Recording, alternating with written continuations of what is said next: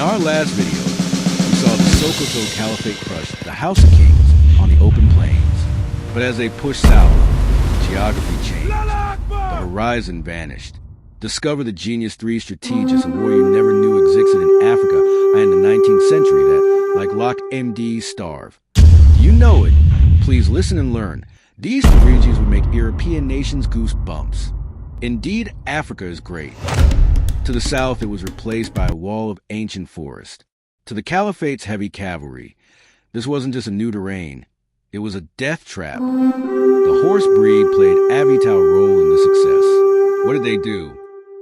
The transition from the massive Dongola to the Guinean pony was a deliberate move by the Caliphate. While the Dongola was superior for crushing infantry on the flat Sahel, it was essentially a glass cannon in the forest.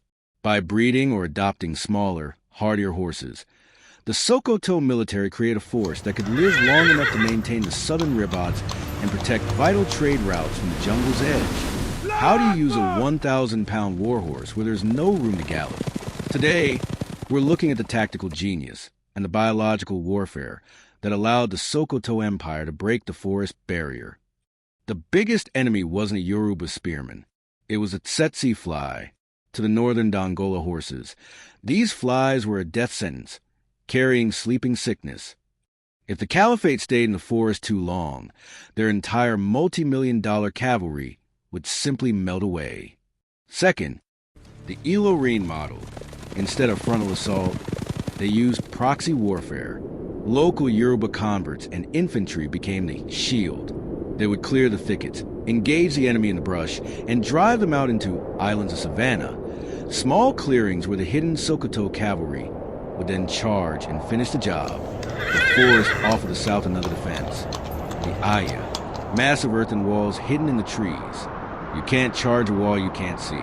So, the Caliphate stopped charging. Third, the siege and starve strategy. They used their mobility to circle the forest cities, cutting off every farm and trade route until the city had to surrender or starve. The cavalry went from shock troops to border patrol.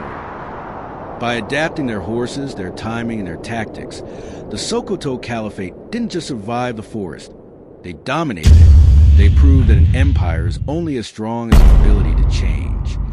Now you know why the Sokoto were invisible. Please subscribe.